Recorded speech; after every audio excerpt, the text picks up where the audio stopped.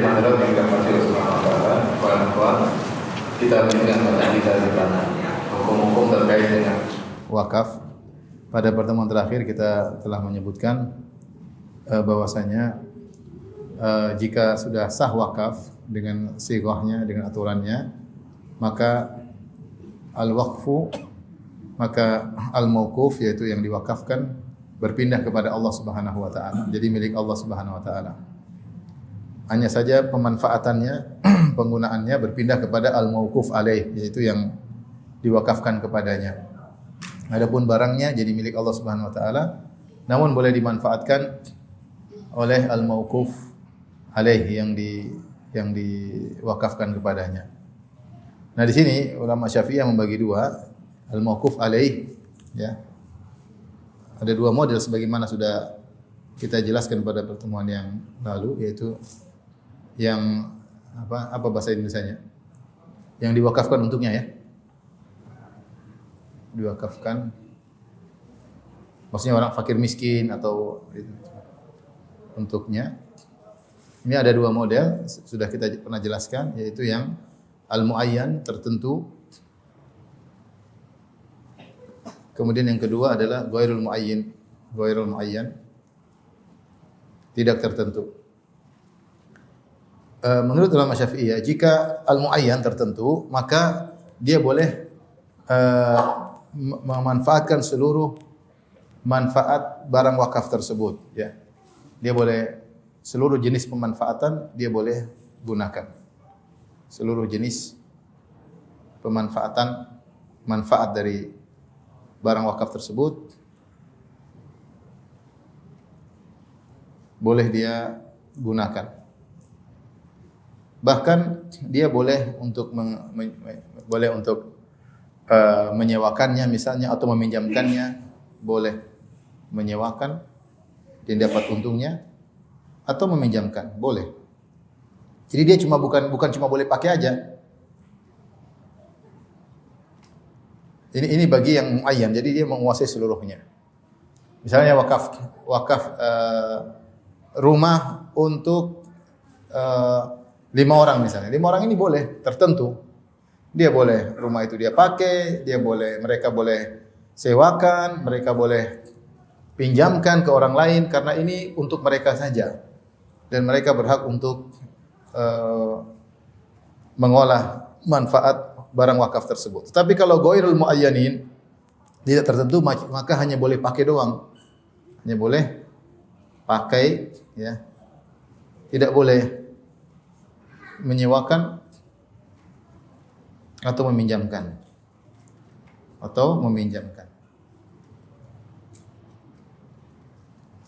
Ibarat begini gampangannya, misalnya, kenapa? Karena tidak tertentu banyak. Misalnya ini rumah buat orang fuqara banyak sekali. Sehingga hanya boleh pakai, silakan pakai, tapi dia tidak berhak untuk menyewakan atau meminjamkan kepada orang lain, tidak boleh, ya. Lain halnya dengan al-muayyan. Muayyan dia boleh pakai, dia boleh meminjamkan. Gampangannya ibaratnya seperti yang semisal ini, seperti misalnya seorang menikahi seorang wanita, ketika dia bayar mahar dengan akad yang sah, dia boleh mengambil manfaat dari wanita tersebut, dia boleh gauli, tapi dia tidak boleh pinjamkan ke orang lain. Paham? Kalau dia boleh, tapi orang lain tidak boleh. Karena dia hanya mendapatkan manfaat khusus untuk dia saja, tidak boleh yang lain. Ini ada dibedakan oleh ulama Syafi'iyah dalam masalah wakaf. Sebagaimana kita ketahui bahwasanya barang wakaf, ya, ainul wakaf, yaitu al-mauquf, ainnya barangnya tidak boleh dijual, tidak boleh dibeli, tidak boleh dihadiahkan, tidak boleh diwariskan. Bahkan yang mewakafkan pun tidak boleh. Al-waqif juga tidak boleh, karena ketika dia mewakafkan, kepemilikan pindah ke siapa? Kepada siapa kepemilikan? Kepada Allah Subhanahu wa taala. Seperti masjid kalau sudah diwakafkan milik Allah Subhanahu wa taala. Bukan lagi milik saya yang kasih dana, saya yang beli. Enggak, itu sudah milik Allah Subhanahu wa taala. Sebagaimana kita jelaskan pada pertemuan kemarin. Kemudian hanya digunakan manfaatnya kepada al-mauquf alaih, yaitu yang diwakafkan kepadanya sesuai dengan syarat yang dinaskan oleh pewakif.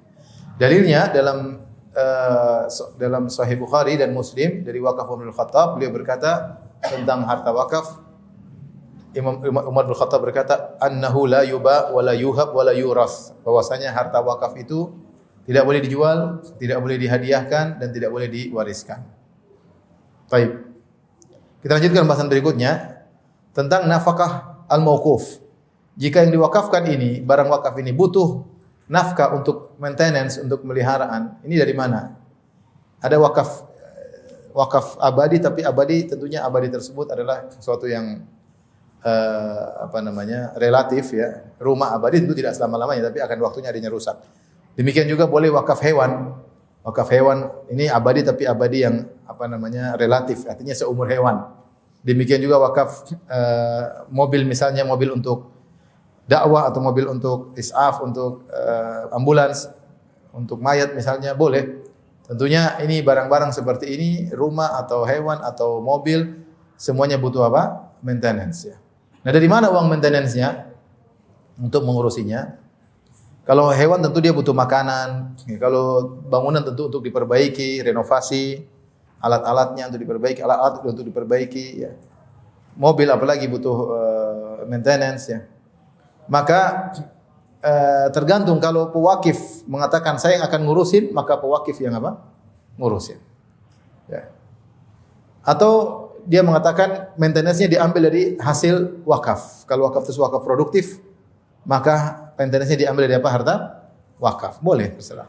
Kalau tidak ada ini dan tidak ada itu, maka jika ada yang mau tabarruk, mau sedekah untuk ngurusin maintenance itu, maka bagus. Kalau tidak ada, maka dikembalikan ke Baitul Mal.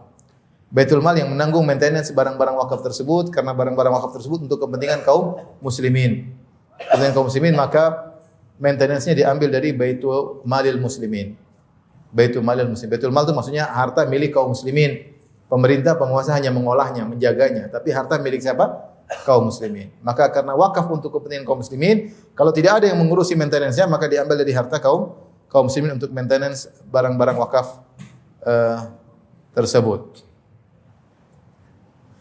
Kalau di sebagian negara, saya nggak tahu di tanah air, ada namanya intinya idaratul waqf, yang mereka itu yang ngurusin.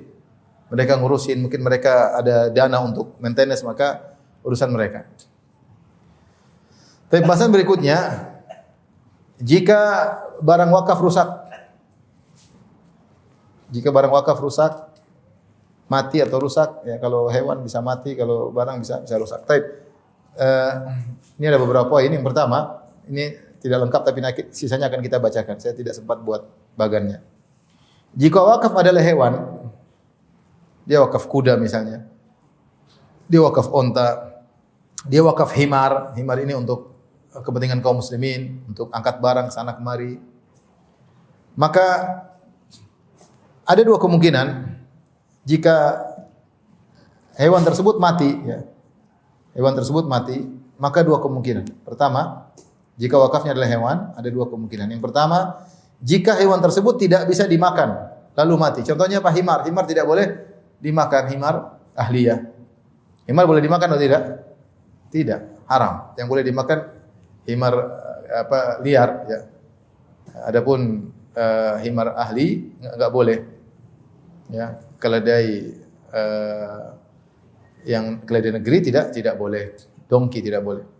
Bagaimana jika dia mati?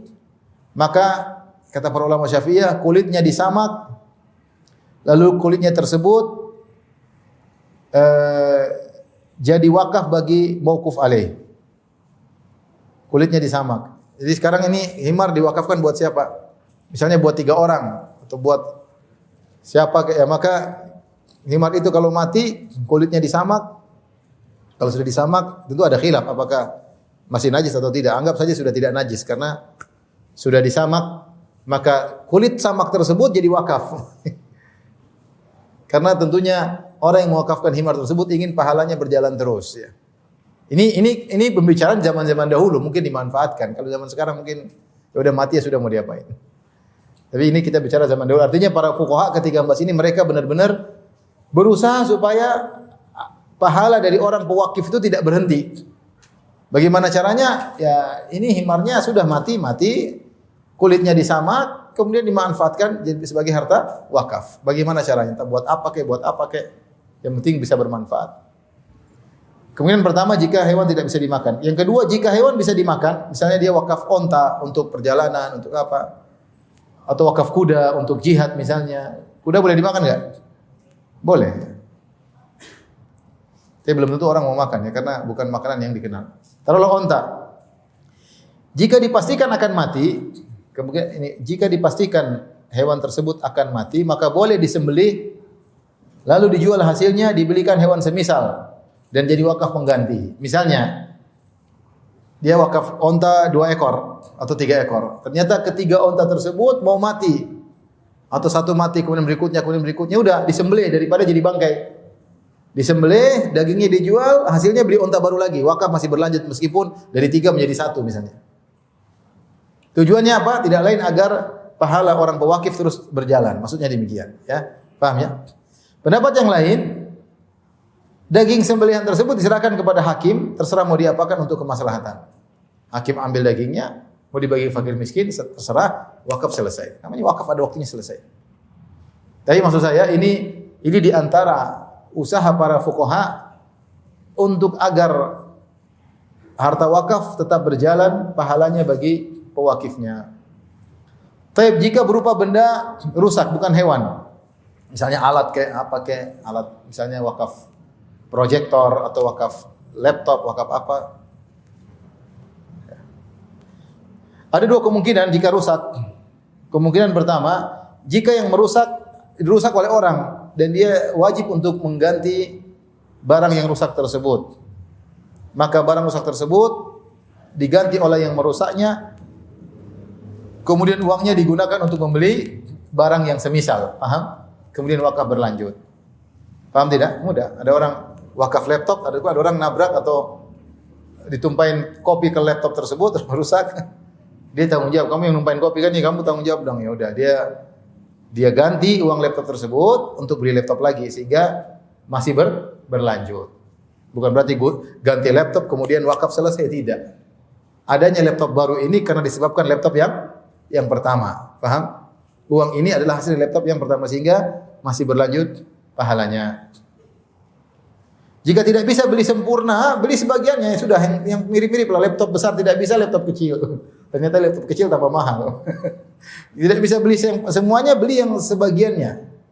Ya, barang itu dibeli sebagiannya, yang penting masih ada pahala berjalan. Ternyata rusak sebagian atau hanya untuk bisa membeli sebagian, maka tetap berjalan. Namun jika barang tersebut yang kedua rusak, tidak ada penggantinya, memang waktunya rusak, laptop sudah ternyata laptop ini 10 tahun yang lalu, sudah saatnya rusak. Ya sudah. Saya dulu punya laptop ada sampai sudah kecabut-cabut dia tidak rusak, cuma sudah enggak bisa jalan semua program. Sudah enggak bisa. Udah ini namanya rusak. Rusak. Dulu mahal, sekarang saya beli dulu 3.000 real di awal saya beli. Akhirnya sudah enggak bisa dipakai, semua program enggak bisa jalan. Kemudian loading melulu, sudah enggak bisa dipakai. Ya udah mau diapain? Misalnya, seperti ini sudah selesai, berarti waktu selesai wakaf. Karena tidak ada yang merusaknya, dia rusak sendiri. Berarti wakaf sudah selesai, pahala sudah selesai.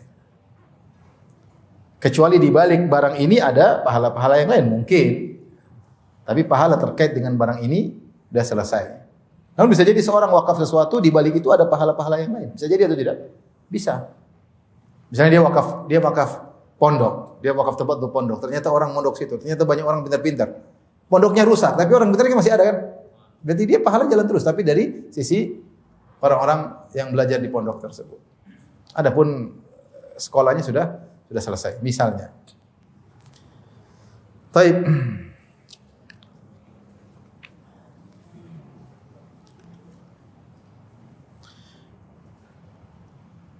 Misalnya lagi pembahasan berikutnya, jika barang wakaf tersebut manfaatnya rusak, tidak bisa lagi dimanfaatkan, ya. Tanpa ada sebab jaminan, tidak ada sebab yang menjamin, artinya rusak sendiri misalnya.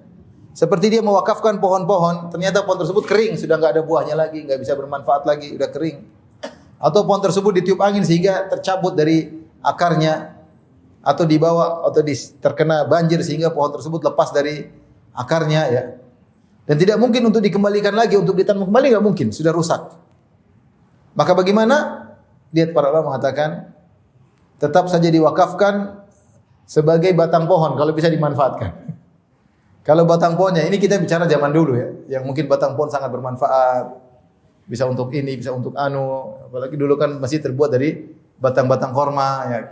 Selama masih bisa dimanfaatkan maka tidak boleh dijual, tetap jadikan sebagai barang wakaf. Entah mau dipinjamkan, entah mau ditaruh di mana, tidak boleh dijual. Ya. Tidak boleh dijual, tidak boleh dihadiahkan. Tetapi kalau tidak bisa dimanfaatkan, kecuali harus dibakar untuk menjadi kayu bakar, ya sudah, mau diapain lagi.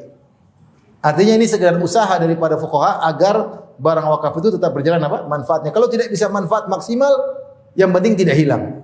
Mau 50%, mau 30%, 20%, sebisa mungkin dipertahankan manfaat agar tujuan kita pewakif tadi pahalanya tetap berjalan.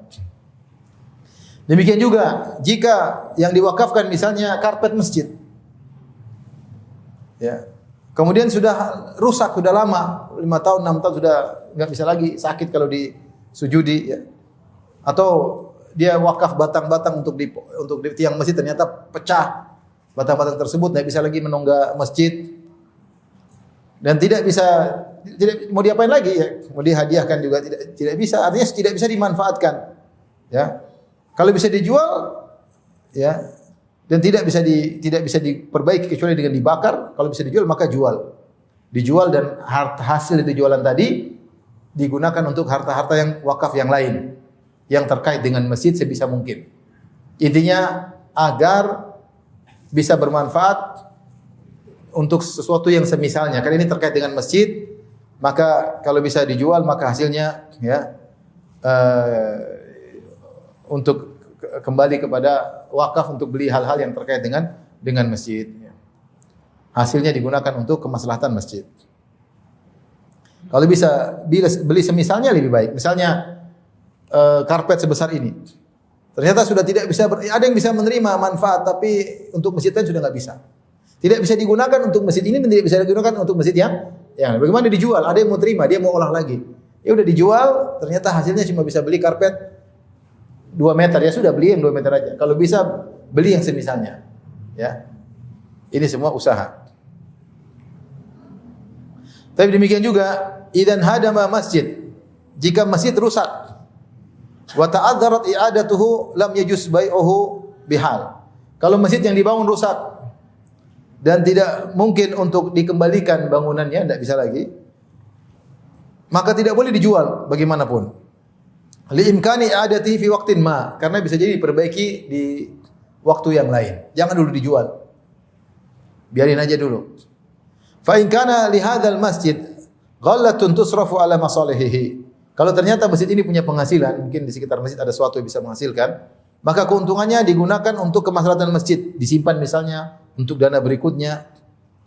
Fa in tawaqqa'na audahu hufizat ghallatuhu. Kalau kita merasa ini bahkan bisa dibangun lagi suatu saat, maka keuntungan masjid disimpan. Wa illam natawaqqa audahu jaza sarfu ghallatihi ila aqrabil masajid ilaihi. Kalau ternyata ini masjid tidak bakalan kembali lagi, sudah enggak bisa.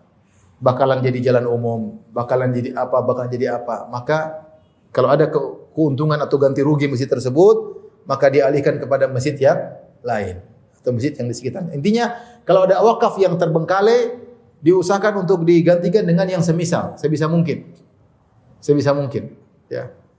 Demikian juga sedekah secara umum, ya. Kalau orang sedekah untuk kasih makan suatu bencana, ternyata tidak bisa uang sabis tersebut kepada penerima bencana tadi, ternyata tertutup, enggak bisa, ya sudah ini. Kemudian ternyata mereka meninggal dunia misalnya, ya udah kita kasih kepada orang miskin yang lain. Artinya berusaha kita cari badil pengganti yang semisal. Sehingga karena kita bercerita tentang pahala, ini enggak mungkin lagi, ya sudah cari penggantinya. Cari penggantinya. Wa bina'u qariban min masjid al-manqud aula. Kalau bisa bangun masjid di sedikit dekat dengan masjid yang awal yang rusak itu lebih utama. Artinya digunakan untuk demikian juga idza khifa ala masjidin jaza lil hakim naqduhu. Kalau dikhawatirkan masjid mungkin parah, bakalan jatuh, bakalan ini, bakalan maka boleh dibongkar. Wa bana bihijarati masjid akhar. Kemudian batanya dipindahkan ke masjid yang lain. Bangun masjid baru pakai bata yang sama. Kalau memungkinkan. Ini kita bicara zaman dahulu. Bangun masjid tidak sesulit sekarang. Wala yubna bihijaratihi wa anqadhihi syai'an wala yabni bihijarati wa anqadhihi syai'an akhar mura'atan li gharadil waqif. Dan tidak boleh bekas bata-bata tadi digunakan untuk bangun bangunan yang lain. Karena mengingat tujuan pewakifnya adalah untuk bangun apa? Masjid. Wa bina'u qaribul masjid al-manqud aula, dan dibangun di masjid yang dekat dengan masjid yang pertama yang dirusakkan itu lebih utama. Kita lanjutkan. Walau waqafa ahadun malan ala qantaratin mansubatin ala wadin. Kalau ada seorang mewakafkan hartanya untuk bikin jembatan di atas lembah, kemudian lembah tersebut rusak semakin lebar sehingga itu jembatan tidak bisa lagi karena ternyata lembah semakin apa? Lebar. Sehingga tidak bisa digunakan lagi. Sementara orang-orang membutuhkan jembatan yang baru yang mungkin lebih panjang, maka boleh memindahkan posisinya ke posisi yang baru, yang lain kemudian ditambahin boleh. Karena tetap saja tujuan kita agar pewakif dapat apa? Pahala. Jadi tidak harus di situ. Misalnya saya wakaf di bagian sini, ternyata sini sudah nggak bisa, hancur. Atau dibutuhkan ke tempat yang lain, pindahin aja. Atau ternyata butuh tambahan, ya sudah pasang, pindah tempat lain kasih tambahan. Yang penting tetap fungsi jembatan masih berlaku. Jangan sampai dibuang begitu saja sehingga menghentikan pahala pewakif. Saya baca beberapa fatwa tentang masjid lama yang sudah tidak layak untuk dipakai lagi, dibongkar, direnovasi menjadi masjid baru. Tentunya batu-batunya sudah tidak layak lagi, sudah dibuang semua. Masjid mungkin dibangun 50 tahun lalu, 100 tahun lalu. Sudah kecil, sudah rusak, sudah ini enggak layak lah dipakai. Sementara orang banyak mau diapain? Ini mau masjid mau diapain? Mau tetap dijaga keasliannya enggak bisa karena dia kecil. Gimana? Seperti ini maka para ulama mengatakan boleh dibongkar, dibangun lebih besar dan pahala yang pertama tidak hilang. Karena adanya masjid kedua disebabkan masjid yang pertama. Artinya dia melanjutkan dengan sebab ada masjid ini muncul masjid yang kedua sehingga pahala pembangun masjid yang pertama tidak berhenti. Wallahu alam bisawab. Oleh karenanya Ibnu Taimiyah rahimahullah berdalil dengan bahwasanya Masjid Nabawi dirubah. Di zaman Nabi diadakan pelebaran Masjid Nabawi ketika setelah perang Khaibar agak dilebarkan. Kemudian di zaman Abu Bakar tidak sempat ada pelebaran. Abu Bakar sibuk dengan radhiyallahu anhu dengan melawan perang terhadap orang-orang murtad yang tidak mau bayar zakat atau pengikut nabi-nabi baru. Di zaman Umar diperlebar tapi sederhana. Di zaman Utsman dirubah. Ada baru ini, ada ini tiang, ada semacam semen atau semacam itulah. Dindingnya lebih bagus. Yang dulu entah kemana. Tapi tidak ada yang mengingkari Utsman bin Affan. Paham maksudnya? Tidak ada yang mengingkari Utsman, jangan kau rubah, biarin aja situ. Enggak, Utsman bongkar. Utsman ganti dengan dinding yang apa? Yang baru yang lebih kokoh dan tidak ada sahabat yang mengingkari. Ya, padahal di sini Utsman mengotak-atik masjid apa? Nabawi, menunjukkan bahwasanya pahala tetap mengalir. Karena meskipun yang bangunan dahulu tidak dipakai karena sudah tidak bisa lagi. Kalau masih bisa hendaknya digunakan. Kalau nggak bisa sama sekali mau diapain? Sementara kemaslahatan mengharuskan masjid diperbesar. Jadi besar ya. Maka tidak jadi masalah insyaallah taala. Tapi pembahasan berikutnya, jika orang-orang yang al-mauquf alaihi meninggal dunia bagaimana? Saya mewakafkan ini untuk anak-anak saya. Anak saya sudah semuanya untuk anak saya. Cuma untuk anak-anak saya. Ternyata anaknya semua meninggal. Tidak ada cucunya juga sudah meninggal, misalnya bencana atau meninggal, terus gimana wakaf tersebut ya. Baik, ini kita bahas. Idza matal mauquf alaihi fa in ayyana al-waqif masrifan akhar ghairu dzalika syakhs alladhi mata yantaqilu ilaihi al-waqfu inda mautihi. Kalau pewakif maksudnya yang mewakafkan. Pewakif ketika dia mewakafkan hartanya, dia menentukan al-mauquf alaihi si fulan. Ya. Kemudian si fulan di antara misalnya tentukan 5 tersebut 4 meninggal, maka masih ada 1 yang harus dilanjutkan. Dia menerima wakaf.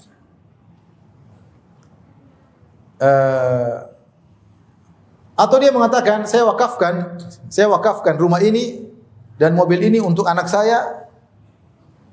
Kemudian kalau anak saya meninggal maka untuk fuqara. Paham? Untuk fuqara. Kalau anak-anaknya meninggal maka selanjutnya wakaf digunakan untuk para fakir miskin. Jadi kalau ada yang satu meninggal dan dia sudah menunjuk mauquf alaihi yang berikutnya, maka berpindah kepada mauquf atau penerima wakaf yang berikutnya. Contoh dia bilang, saya wakafkan rumah ini untuk anak-anak saya, kemudian untuk fuqara. Kalau anak-anaknya sudah semua meninggal semuanya, maka dilanjutkan diberikan kepada orang fakir miskin. Idza waqafa ala syakhsain tsumma al-fuqara. Jika dia bilang saya wakafkan rumah ini untuk si A dan si B, kemudian untuk fakir miskin. Kemudian si A meninggal, misalnya dia mengatakan tanahku ini saya wakafkan untuk Umar dan Zaid. Setelah itu untuk fuqara. Kemudian salah satunya meninggal, Umar atau Zaid meninggal, ya. Maka semua bagian wakaf ini pindah kepada ke orang kedua. Misalnya Umar dan Zaid, kemudian fuqara. Jadi begini. Saya wakafkan rumah, kata dia rumah untuk siapa? Untuk Zaid dan siapa? Umar. Setelah itu baru kemudian fuqara. Fuqara. Kalau Zaid meninggal, ini kan misalnya 50%. Hasilnya 50%, mungkin rumah sewa misalnya 50%. Kalau Zaid meninggal dunia misalnya, maka berpindah semua kepada siapa? Umar, jadi 100%. Bukan berpindah kepada fuqara karena dia menggunakan kemudian. Paham? Kalau Umar meninggal dunia juga, baru pindah ke sini. Kalau Umar dan Zaid sudah meninggal dunia semua, baru pindah ke fuqara penerima berikutnya. Paham? Ini sekedar pengetahuan saja. Siapa tahu antum nanti wakaf ya. Adapun jika dia mewakafkan untuk Zaid dan Umar, misalnya rumah sewa, dia mengatakan setengah wakaf buat Umar, buat Zaid. Setengahnya lagi buat siapa? Umar. Kemudian fuqara. Baik, ada beda enggak antara dengan ini? Kali ini satu rumah buat bagi dua, paham? Dua-dua berserikat dalam rumah tersebut, paham? Yang kasus pertama ini Zaid dan Umar berserikat dalam rumah sewa tersebut, paham? Hasilnya buat mereka berdua. Adapun kasus yang kedua dibagi, setengah hasilnya buat Zaid, setengah hasilnya buat apa? Umar, dia bagi. Taib, kalau Zaid meninggal bagaimana? Tadinya 50% kan 50% ya enggak? 50%. Kemudian Zaid meninggal. 50% dari kemana? Fuqara atau ke Umar? Ke fuqara. Karena ini sama seperti dua wakaf. Ini hakikatnya dua wakaf. Zaid kemudian fuqara, Umar kemudian apa? Fuqara. Faham? Faham enggak? Sehingga kalau salah satu meninggal ya langsung lari ke fuqara. Beda kalau ini satu wakaf. Kalau ini satu wakaf. Fahim tum? Enggak apa ya. Yang penting paham ya. Maksudnya para ulama detail dalam hal ini karena oleh karenanya menulis sighat wakaf harus jelas dan detail, jangan sampai salah tulis. Baik. Berikutnya, ini lagi fikih berikutnya lagi. Wakaf itu ada awal dan ada akhir. Kadang terputus awal, terkadang putus tengah, terkadang putus akhir. Ini sudah ya? Baik. Kita lanjut.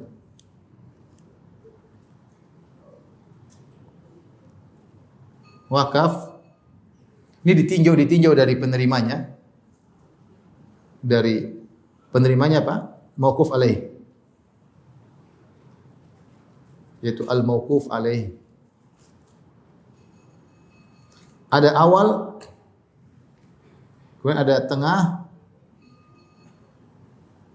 ada apa? Akhir. Penerimanya ada akhir. Baik. Kalau wakaf ada ya. Dan dia wakaf kepada mauquf alaih dan di awal sudah ada, hanya saja kemudian berakhirlah tidak ada penerusnya, tidak ada tengah, tidak ada terakhir. Contohnya begini.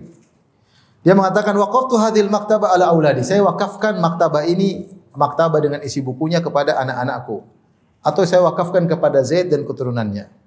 Kemudian dia tidak tambahin, dia tidak mengatakan setelah itu buat fuqara misalnya, atau setelah itu buat penuntut ilmu, paham? Dia cuma bilang ini wakaf buat anak-anakku atau buat Zaid dan keturunannya. Ya. Kemudian ternyata penerima tadi mauquf alaih inqarat, semuanya sudah meninggal dunia dan wakaf masih ada.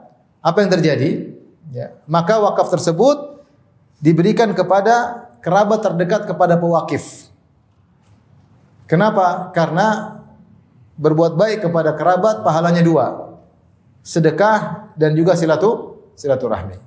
Silaturahmi, ya. Ini awal ada, ini model pertama ada 3 kemungkinan.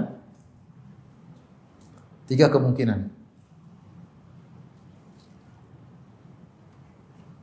Yang pertama munqati'ul akhir. Terputus akhirnya. Yang tadi kita sebut. Awalnya ada, tapi akhirnya terputus. Tidak ada kelanjutnya, yang maksudnya. Jadi disebut munqati'ul akhir.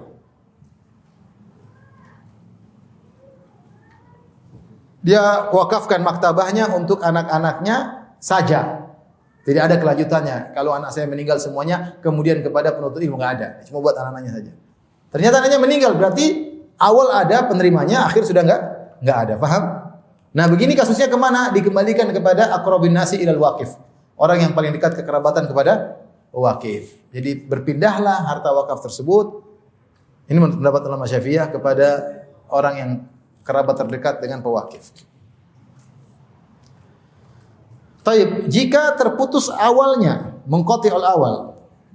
Ini istilah. Saya ingin lewatin tapi janganlah. Terputus awalnya. Awalnya ada akhirnya. Contohnya apa? Dia mengatakan, ya, saya mewakafkan rumah ini untuk anak saya yang akan lahir, kemudian kepada fuqara. Dia mengatakan, saya wakafkan rumah untuk anak saya yang akan lahir. Belum lahir, masih janin. Kemudian untuk fuqara. Taib. Fuqaranya ada enggak? Bertebaran ada enggak fuqara? Ada. Berarti akhirnya ada kan? Ada akhirnya. Yang awalnya tidak ada, terputus awalnya. Anaknya belum ada. Dia bilang wakaf saya untuk anak yang akan lahir. Anaknya sudah ada belum? Bagaimana hukum wakaf ini? Sudah kita bahas kemarin. Kalau tidak ada penerimanya tidak apa?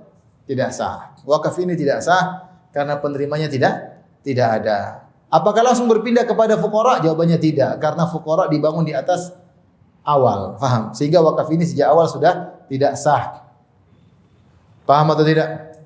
Paham ya? Ini awalnya terputus, akhirnya ada.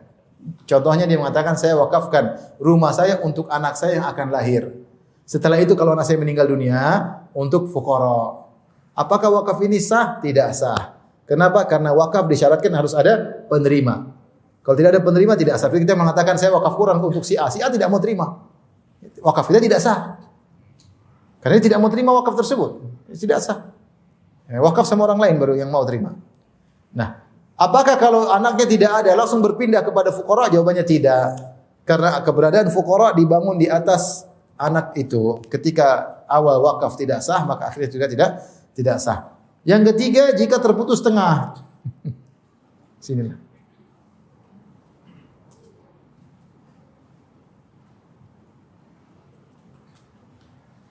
Contohnya bagaimana? Bagian tengah terputus, dia mengatakan, ya, ini penerimanya terputus tengah. Dia mengatakan, saya wakafkan toko ini kepada anak-anaknya Khalid. Kepada siapa toko? Untuk awal nih. Anak-anak Khalid. Anak-anaknya Khalid misalnya. Kemudian yang ke tengah, lalu untuk seseorang. Seseorang ini enggak jelas siapa. Ala rajul. Lalu untuk fuqara akhir penerima adalah fuqara. Paham? Bagaimana hukum wakaf ini? Kata para ulama Syafi'iyah, maka wakafnya sah. Kenapa? Karena penerimanya ada. Paham? Penerimanya ada enggak? Anak-anaknya siapa? Khalid. Kemudian yang akhirnya juga ada, fuqara juga ada. Adapun di tengah tidak diketahui, tidak jadi masalah, tidak masalah. Paham? Tidak masalah. Karena awal dan akhir diketahui. Ini sekedar hukum-hukum terkait wakaf. Kita lanjut. Jadi wakaf itu harus jelas. Untuk siapa? Ya. Dia bilang untuk auladi maksudnya apa ini? Anak-anak laki-laki saja atau anak perempuan juga? Atau apakah cucu-cucu ikut atau tidak? Ini ada pembahasan. Intinya harus jelas semuanya. Harus jelas semuanya. Baik, kemudian pembahasan bikin tentang nazir yaitu orang yang mengurusi wakaf. Wakaf harus ada yang orang nazir, yaitu nazir itu artinya yang mengamati, yang yang ngurusi. Nadhara artinya yang melihat. Harus ada nazir yang melihat urusan wakaf tersebut supaya wakaf bisa berjalan dan dia bisa maintenance wakaf tersebut dan dia bisa bagikan pada kepada orang-orang yang berhak menerima sebagaimana yang dipesankan oleh pewakif. Maka orang yang paling berhak untuk mendapat wilayah kekuasaan untuk mengurusi harta wakaf adalah yang ditunjuk oleh pewakif. Yang ditunjuk oleh pewakif. Kalau pewakif mengatakan saya nazirnya sendiri, ya sudah dia yang jadi nazir. Saya enggak butuh orang, saya pingin ngurusin sendiri. Boleh atau tidak? Boleh. Tidak ada masalah. Duit-duit dia, uang-uang dia, harta dia mengurus sendiri, enggak ada masalah. Maka dia yang mengurusi dan dia lebih utama untuk mengurusi hartanya sendiri. Kalau dia mengatakan dalam wakafnya, dia mengatakan saya mewakafkan ini dengan pewakif. Dia sebutkan syaratnya. Saya mewakafkan rumah saya ini untuk tahfidz dengan nazirnya 3 orang. Si fulan. Nah apa? Dengan syarat begini terserah dia, itu harta dia. Maka siapa yang dia tunjuk maka menjadi nazir. 1 orang kah, 2 orang kah, 3 orang kah, itu yang berhak menjadi nazir. Karena itu harta dia. Dan nazir ibaratnya wakil. Dia tunjuk wakil saya ini, ya sudah kita terima. Ini wakil saya ya, tidak boleh kita rubah-rubah. Ya. Apakah dia menyerahkan ketika dia masih hidup atau dia menunjuk setelah dia meninggal, dia wasiatkan. Kalau saya meninggal, nazir wakaf saya si fulan, maka boleh. Ya. Maka harus diikuti syarat yang dia tetapkan terkait dengan nazir, terkait dengan al-mauquf alaih, terkait dengan aturan-aturannya. Umar bin Khattab radhiyallahu anhu, beliau yang nazir sendiri dulu, dia yang mengurusi harta sedekahnya. Kemudian dia serahkan nazirnya kepada Hafsah, putrinya, selama Hafsah masih hidup. Kemudian dia serahkan kepada, kalau Hafsah meninggal, kepada ulul ra'yi min ahliha, yaitu orang-orang yang ngerti tentang hal ini dari keluarga Hafsah. Hadis riwayat atau asar riwayat Abu Dawud. Adapun syarat nazir, apa syaratnya? Yang pertama harus adalah, ya, tentu dia harus orang yang istiqomah, yang saleh, karena dia mengurusi harta umat. Ya. Jangan seperti ACT ngurusi wakaf kemudian entah uangnya kemana. Ya, tidak. Harus jelas yang mengurus wakaf harus orang yang apa? Yang saleh, yang amanah, yang tahu ngurusin. Tahu hukum, yang bisa ngurusin, karena dia akan ngurusin harta orang, apalagi pewakifnya sudah meninggal. Kalau dia mau ambil sebagian, kita nggak tahu. Maka harus orang yang saleh. Yang kedua, al-kifayah, yaitu dia punya kemampuan, ya, kemampuan untuk ngurusin harta tersebut, ya, dan bisa memilih mana penyaluran yang terbaik, bukan asal-asalan. Karena dia sedang ngurusi pahala orang.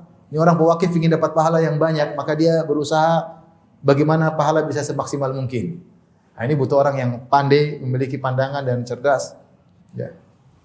Jika ternyata ada salah satu dari 2 syarat ini tidak terpenuhi, maka dicabut kewilayahannya. Kamu tidak menjadi nazir lagi. Yang cabut hakim. Kamu enggak berhak. Kalau dia normal kembali, jujur lagi, ya, boleh dikembalikan. Dikembalikan lagi kepada dia, lebih utama untuk menerima jika diketahui dia sudah sadar atau dia bisa memiliki dua syarat lagi tersebut. Jika tidak, maka hakim ambil dan hakim serahkan kepada yang bisa mengurusinya. Paham? Paham atau tidak? Baik. Apa tugas nazir? Tugas nazir ada beberapa. Di sini ada dua. Yang pertama tentunya ngurusin wakaf, ya. Apakah wakaf tersebut harus digunakan atau disewakan, ya. Kemudian pembagian hasilnya kepada orang-orang yang berhak menerimanya, ya. Maka dia, ya, ngurusi segalanya, ya. Dia harus mengikuti syarat yang ditetapkan oleh wakif. Dia tidak boleh keluar daripada syarat yang ditetapkan oleh wakif. Hukum dia seperti wakil. Wakil apakah boleh berbuat di luar yang diwakilkan? Tidak boleh. Kalau dia wakilkan hanya untuk ini, ya dia hanya boleh memiliki wilayah, ngurusi harta orang. Ini kan harta orang yang diwakafkan pada Allah Subhanahu wa taala, dia hanya boleh ngurusi sesuai dengan aturan yang ditetapkan oleh wakif. Idza syarata al-waqif an-nadhar li-itsnain lam yastaqil ahaduhuma bi tasarruf ma lam yanus alaihi. Kalau wakif mengatakan nazirnya dua, maka dua orang ini harus mengambil keputusan. Tidak boleh salah satunya. Dua orang ini harus diskusi. Tidak boleh satu orang tiba-tiba mengambil keputusan yang satu tidak tahu. Tidak boleh. Karena wakifnya menunjuk dua nazir. Kecuali wakif yang membolehkan. Dia mengatakan tidak apa, salah satunya boleh mengambil keputusan. Tinggal laporan kepada yang lainnya, maka boleh salah satunya mengambil keputusan sesuai dengan keinginan wakif. Dia dapat duit dari mana? Nazir. Nazir ngurusi harta wakaf sampai 10 tahun, 20 tahun, 30 tahun misalnya. Dia boleh enggak dapat upah? Dia ngurusi kalau dia bertabarruk, dia pingin pahala, bagus, ya. Dia ikut dapat pahala insyaallah taala. Tapi kalau dia pingin dapat duit, ya. Kalau ternyata tidak disebutkan ada gaji buat dia, maka dia tidak boleh ngambil gaji. Dia tidak boleh ngambil gaji. Kalau dia laporkan kepada hakim, dia mengatakan, ya hakim, saya tidak dapat gaji dari wakaf ini. Padahal kerjaan ini berat, ngurusin ini, ngurusin sewa-sewa, urusan dengan penyewa, nagih utang kepada penyewa, untuk bagi-bagi ini menghabiskan waktu saya. Saya minta gaji. Maka boleh bagi hakim memberikan dia gaji yang sesuai dengan pekerjaannya. Boleh. Dia ambil dari Baitul Muslimin, ya. Kalau ada yang bersedekah silahkan. Kalau enggak, dia boleh ngambil dari hasil wakaf tersebut, ya, bil ma'ruf. Kalau hakim bilang enggak ada gaji-gaji buat kamu, sementara dia butuh gaji, maka dia boleh ngambil tapi bil ma'ruf. Bil ma'ruf itu yang wajar, orang kerja begini wajar. Jangan kemudian saya ngurusi harta orang kemudian bikin gaji 1 bulan 100 juta, 200 juta. Bikin gaji sendiri, ngawur seperti ini. Enggak, yang wajar. Kalau kamu kerja gini gaji berapa? Biasa, enggak banyak-banyak. Cuma ngurusin gini aja, gaji sampai 100 juta. Taib. Nazir bisa diberhentikan. Jadi jika si nazir tidak dapat gaji dan dia ingin dapat gaji dan dia tidak dapat ada yang bersedekah untuknya dan pemerintah tidak memberikan kepadanya, maka dia boleh ngambil dari hasil wakaf tersebut yang ma'ruf. Kata Umar bin Khattab, la junaha ala man waliyaha an ya'kula minha bil ma'ruf. Tidak mengapa bagi orang yang mengurusinya untuk mengambil darinya dengan cara yang ma'ruf. Makanya saya ingatkan kembali tentang sebagian orang yang membuka dana-dana wakaf atau dana-dana dari masyarakat, kemudian mereka menentukan gaji mereka sendiri tanpa ada yang mengontrol, ya. Seenaknya pasang harga, pasang gaji sendiri, tidak normal, sehingga memanfaatkan harta kaum muslimin, bahkan yang sampai mungkin kepada penerimanya sedikit, lebih banyak sampai kepada daripada mereka. Maka ini adalah makan harta dengan cara yang haram. Jika terjadi perselisihan antara nazir dengan al-mauquf alaihim, antara nazir dengan yang menerima wakaf, jika yang penerima wakaf al-mauquf alaihi adalah muayyanin, orang-orang tertentu, kemudian mereka lapor ke hakim, wahai hakim, kami tahun ini tidak mendapat bagian dari nazir. Nazir bilang sudah kepada hakim, maka yang dipilih adalah pendapat para mauquf alaihi, karena mereka muayyanin, mereka lebih tahu dan mereka mengatakan tidak ada, ya. Ini secara teori aja, tapi kalau tentu lebih pelik bisa jadi di persidangan, ya. Kemudian jika sebaliknya atau jika yang menuntut adalah ghairu muayyanin, tidak ditentukan, ini untuk fuqara. Fuqara banyak. Terus fuqara merasa tidak ada pembagian. Terus nazir bilang sudah, kan tahun ini fuqara yang lain bukan kalian. Nah, misalnya dia bilang demikian. maka hakim berhak memanggil nadhir tersebut, kemudian dia mengaudit.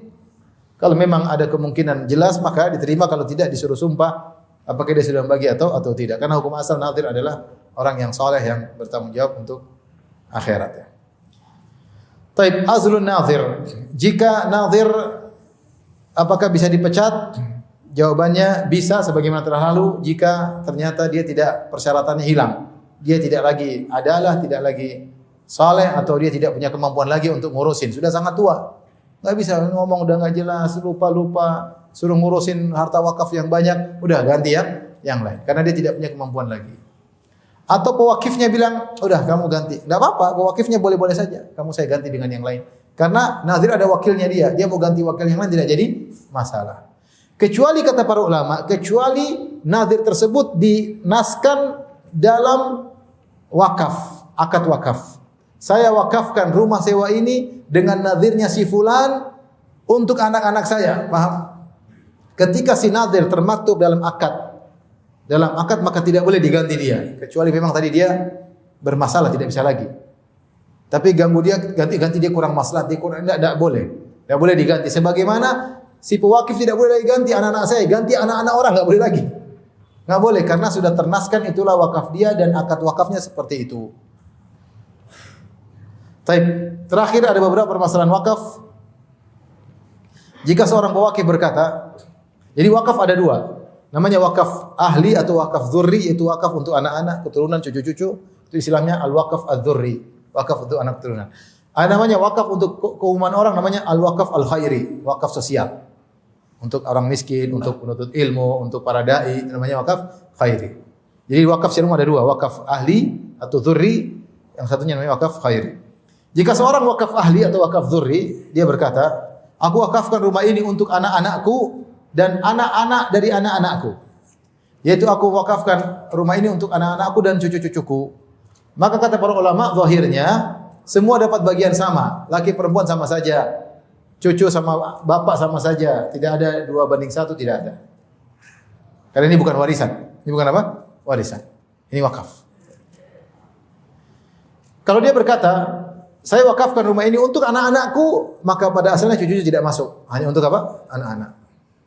Kecuali ternyata anak-anaknya enggak ada, yang ada cuma cucu-cucu. Ya, cucu-cucu berarti yang masuk. Tapi kalau dia tidak bilang untuk anak-anakku dan cucu-cucuku, maka asalnya cucu-cucu tidak masuk. Kecuali ada qarinah yang menunjukkan maksudnya cucu-cucunya. Ya.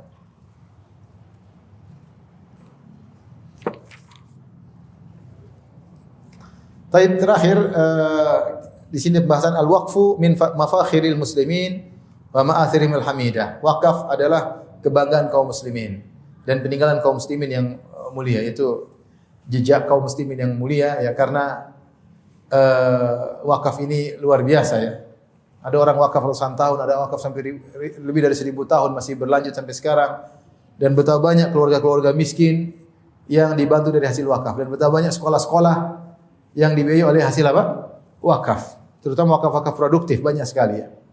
Banyak sekali. Ini wakaf, ini wakaf, ini wakaf. Saya pernah ke Jeddah saja, ke Jeddah ada markas dakwah. Markas dakwah ini wakaf. Dia punya, kalau nggak salah punya rumah makan dan punya apartemen. Wakaf dari hasilnya untuk dakwah. Di dakwah untuk orang-orang banyak masuk Islam dengan kantor dakwah tersebut. Semuanya dari hasil apa? Wakaf. Dai-nya digaji, kemudian kantornya dibiayai. Semuanya dari hasil wakaf tadi. Artinya maslahat yang luar biasa. Saya banyak orang mendapatkan manfaat ya. Kemudian di akhir saya bacakan. Wahada, kemudian berkata ya. Dia berkata, para penulis perhatikan. Fajazallahu ulaika salihin khairan. Semoga Allah membalas kebaikan bagi orang-orang soleh tersebut yang telah mewakafkan harta mereka. Wa ajzala lahumul ajra wal mathubah, dan semoga Allah membesarkan pahala mereka. Kemudian beliau tutup, wal amrul mu'sib wal muhzin, dan perkara yang menyedihkan. Ana raqbata fi ayyamina wa mundu azmanin qaribatin qad qallat inda katsirin minal muslimin fil waqf. Yang menyedihkan, yang memilukan adalah semangat untuk berwakaf di zaman kita ini, zaman dekat ini sudah semakin sedikit di antara kaum muslimin ya untuk berwakaf. Wa syahat nufusu katsirin minhum. Jadilah jiwa mereka banyak yang pelit. fi mithli hadhihi shadaqatil jariyah wal mabarratin nafi'ah. Mereka pelit untuk bersedekah dengan sedekah jariyah. Wa hadha madharun muhzin. Ini adalah fenomena yang menyedihkan. Indalla ala syai' fa inna ma yadullu ala qillatir raghbati fil ajri wath thawab. Kalau ini menunjukkan tentang suatu, maka dia tidak menunjukkan kecuali kepada sedikitnya semangat untuk mendapatkan pahala. Wa dha'fil iman bil akhirati wa ni'imah. Dan lemahnya iman tetap tentang hari akhirat dan surga. Wa syiddatil hubbi lid dunya wa syahawatiha. Dan terlalu tingginya kecintaan terhadap dunia dan kelezatan-kelezatan dunia. Wa inshighalin nasi bihadhil faniyah. Kenapa orang tidak mau wakaf? Karena cinta kepada dunia. Sibuk dengan perkara-perkara dunia yang akan sirna. Wa tafdhiliha 'alal akhirah wa na'imiha, dan mendahulukan dunia daripada akhirat. Hatta sadaqa fina qaulullah ta'ala, sehingga benarlah firman Allah untuk kita, bal tu'thirunal hayatad dunya.